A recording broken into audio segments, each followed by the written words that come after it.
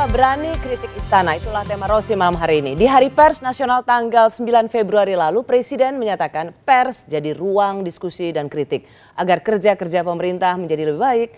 Pernyataan Presiden ini kemudian diperkuat oleh Menteri Sekretaris Kabinet Pramono Anung bahwa pemerintah membutuhkan kritik terbuka, pedas, dan keras dari pers. Ada yang menyambut positif, tapi tak sedikit yang meragukan pernyataan pemerintah. Benarkah pemerintah siap dikritik? Saya mengundang pengamat politik Rocky Gerung dan dosen ilmu komunikasi Universitas Indonesia, Ade Armando. Selamat malam Bung Rocky, selamat malam Bung Ade. Malam. Oke, malam. Saya mau ke Bung Rocky dulu. Saya pasti tahu jawaban Bung Rocky tentang pernyataan Presiden bahwa pemerintah butuh dikritik. Tapi poin apa yang Anda lihat bahwa antara pernyataan dan realitas itu tidak sejalan? Ya, tolong jawabin kalau udah tahu. Rosi. Karena pasti apapun yang dikatakan Presiden Jokowi kan pasti beda dengan Bung Rocky. Tapi sekarang Ya, saya ingin dengan argumentasinya. Iya, yang saya pikirkan memang juga beda dengan yang dipikirkan Presiden. Saya beri contoh ya. Presiden, ya itu sebenarnya saya nggak peduli dengan ITM segala macam itu. Karena konsekuensinya panjang. Saya bantu terangkan konsekuensinya buat Presiden Jokowi ya. Supaya dia bisa pikirkan ulang usulan dia untuk mengubah undang-undang ITE. Di dalam ucapan Presiden verbatimnya beliau menyebutkan bila undang-undang ITE itu menyebabkan orang takut berpendapat atau menghalangi demokrasi, maka saya minta diubah undang-undang itu. Bila. Nah problemnya adalah yang bila itu kapan dia diperjelas. Karena kalau undang-undang itu memang terbukti setelah dibahas di DPR segala macam itu balik turun tangan lalu memang disimpulkan memang undang-undang itu menghalangi demokrasi. Maka undang-undang itu harus direvisi. Direvisi bisa juga menambah hukum pidananya tuh, jangan salah tuh. Bukan mengurangi pidana, bisa ditambah pidananya tuh kan. Jadi Bung Rocky sebentar, Anda tidak melihat bahwa ini sebuah gesture yang baik, inisiasi yang baik dari Presiden Jokowi karena melihat warga itu justru saling lapor. Ya karena itu saya mau terangkan ujung dari logika ini. Saya belum sampai di ujungnya tuh. Sekarang bayangkan misalnya, oke, saya ambil hal baiknya itu. DPR setelah meneliti memang ini bertentangan dengan demokrasi. Oke, maka saya lanjutkan. Itu artinya semua undang-undang yang bertentangan dengan demokrasi harus direvisi itu. Apa aja? Undang-undang ITE, oke, satu. Apalagi?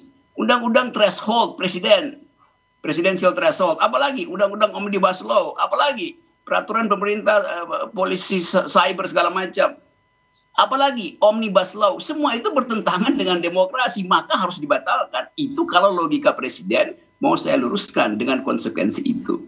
Jadi sebetulnya nggak ada gunanya soal undang-undang ITE itu dibicarakan. Karena berbagai macam peraturan perundang-undangan memang menghalangi demokrasi. Itu poin pengantar saya. Sekarang saya masuk pada inti soalnya tuh.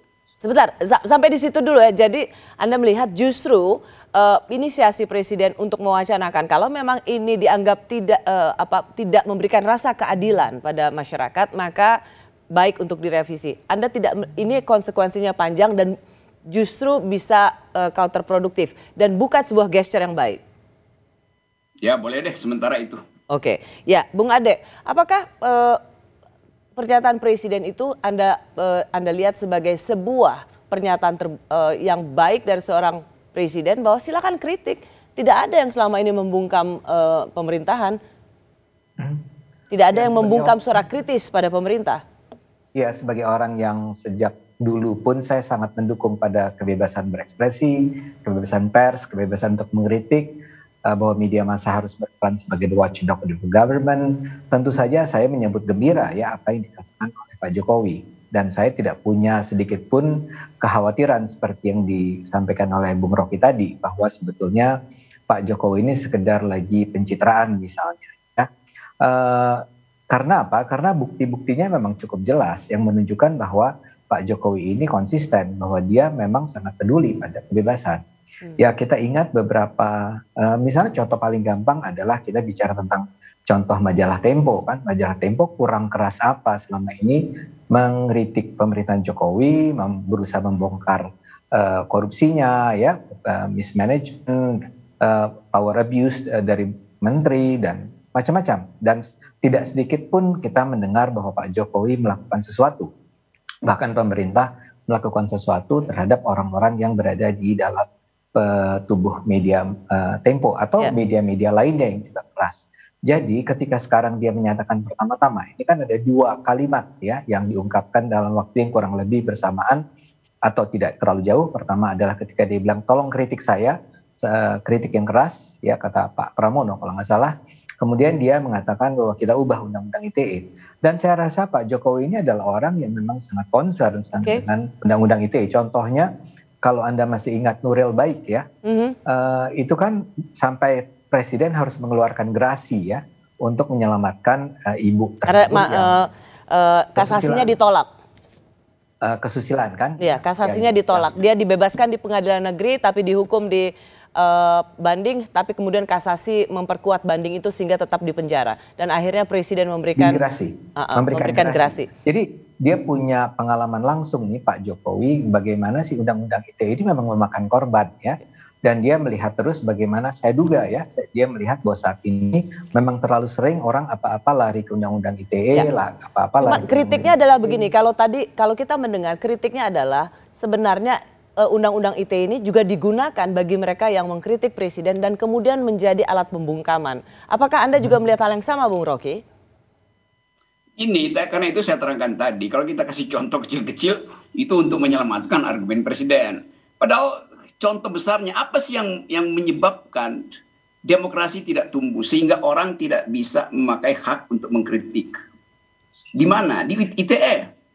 Loh, ITE itu dibikin oleh SBY, dan SBY memang memenjarakan 3.000 orang dengan undang-undang ITE. Memenjarakan 200.000 mahasiswa. Menghukum 30.000 ulama. Apa itu yang terjadi? Nggak ada satupun yang dilakukan oleh SBY dengan undang-undang itu. Jadi undang-undang itu biarin aja juga nggak ada soal. Kalau pemerintahnya paham apa yang disebut demokrasi itu. Bagaimana, Bung Rocky, bagaimana Anda bisa langsung mendefinisikan bahwa pemerintahan Jokowi memenjarakan sekian ratus orang karena undang-undang ITE terbukti padahal sebenarnya selama ini yang saling lapor adalah warga sipil? Kan saya nggak bilang tadi Jokowi. Undang-undang ITE dibuat oleh SBY. SBY yang memenjarakan 200.000 orang. SBY yang memenjarakan 30.000 ulama. Betul nggak itu fakta itu? Di pemerintahan SBY? Iya, betul nggak? Anda bertanya atau Anda menyatakan? Ya, saya bertanya, benar nggak? Ada nggak fakta itu? Oke, saya jawab aja. Nggak ada. Jadi undang-undang ITE itu ada atau tidak ada tergantung pada cara si presiden memandang demokrasi. Di zaman SBY undang-undang ITE itu tidak menghasilkan pemenjaraan. Oke. Ya. Jadi saya teruskan dulu ya. Anda mau bilang bahwa undang-undang itu dibuat oleh Presiden SBY, tetapi justru di zaman pemerintahan Jokowi ada ratusan orang di penjara karena produk undang-undang SBY.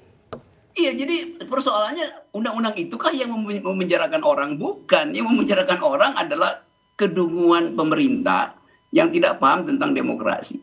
Jadi Presiden di beberapa kesempatan yang strategis mengatakan Indonesia tidak mengenal oposisi karena itu bukan demokrasi kita.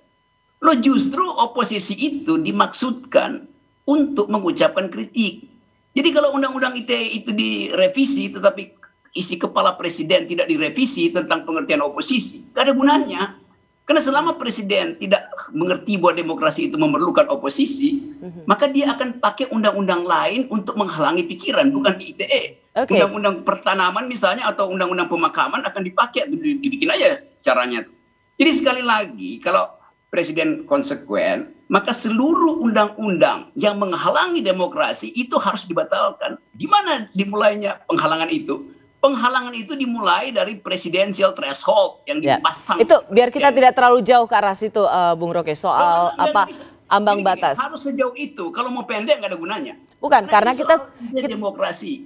Jadi undang-undang ITE itu cuma undang-undang kelingking. Yang lebih gede itu undang-undang aturan threshold yang ambang batas presiden. Ya, Bung Ade, saya memberikan kesempatan pada Anda bahwa undang-undang ITE yang sebenarnya itu produknya Presiden SBY, tetapi justru korbannya berjatuhan di masa pemerintahan Jokowi. Itu sisi isu kritisnya. Saya juga tidak ingin, kita harus jelaskan bahwa itu bukan produk Pak SBY ya. Pak SBY memang di masa pemerintahan SBY, tapi itu pemerintah dan DPR waktu itu. Dan kita kalau pelajari ya sudah jatuh korban, ya Prita Mulyasari itu korban pertama yang lawan Omni dan sempat ditahan tersebut. Tapi kemudian gini, kita kembali kepada Pak Jokowi tadi ya. Saya kurang paham saja dengan penjelasan bahwa ini karena Presiden Jokowi. Jadi pemenjaraan atau pelaporan orang-orang bahkan seperti Raffio Patra tadi ya itu adalah karena Pak Jokowi. Saya cuma nggak tahu aja kenapa begitu, kenapa yang harus disalahkan Pak Jokowinya. Saya misalnya lebih dari 10 kali dilaporkan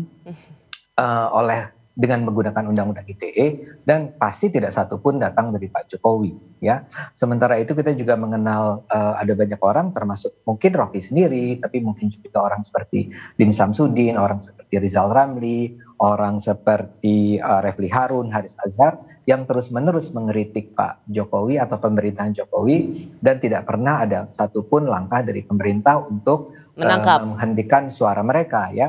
Jadi saya sih lebih setuju dengan argumen bahwa selama undang-undang ini ada, maka setiap saat itu akan bisa digunakan oleh siapapun ya untuk memberangus lawan bicaranya ya. Ya bahkan ya contoh yang paling sedih itu kan Jerings bukan yang paling, itu contoh yang lucu gitu ya, yang si Jerings yang di Bali itu hanya karena dia mengatakan Ikatan Dokter Indonesia itu kacungnya WHO, dia sampai akhirnya masuk penjara kan dengan menggunakan sebuah pasal yang tafsirannya memang luar biasa karet ya. Jadi dan itu bukan lagi-lagi bukan pemerintah. Saya sendiri yakin bahwa kalau Rossi harus mengundang contoh-contoh atau mencari contoh-contoh tentang orang yang masuk penjara gara-gara mengkritik Pak Jokowi atau keluarga Pak Jokowi atau pemerintah Jokowi, itu agak sulit menemukannya ya. Kasus dari Raffio itu contoh yang sangat bagus ya tentang betapa sangat bagus dalam artian barangkali Raffio itu berusaha intinya Bung Ade untuk menyingkatkan itu, intinya Anda mau mengatakan bahwa undang-undang ITE itu bisa digunakan oleh siapapun tanpa harus selalu dikaitkan bahwa itu adalah ulah atau tindakan represi dari seorang presiden. Dan karena itu saya merasa bahwa apa yang dikatakan oleh presiden harus presiden yang mengatakan bahwa udah kita revisi lagi. Ini kan harusnya DPR juga ya. DPR-nya sampai di situ dulu ya Bang Ade supaya kita memilah bahwa selama ini kan undang-undang ITE dianggap pembungkaman suara-suara kritis. Itu yang saya ingin katakan. Apakah sebenarnya undang-undang ITE itu bisa digunakan oleh siapapun juga tanpa harus berelasi dengan kekuasaan? Atau memang ini sesungguhnya digunakan oleh kekuasaan saat ini untuk membungkam suara-suara kritis? Kami kembali saat lagi.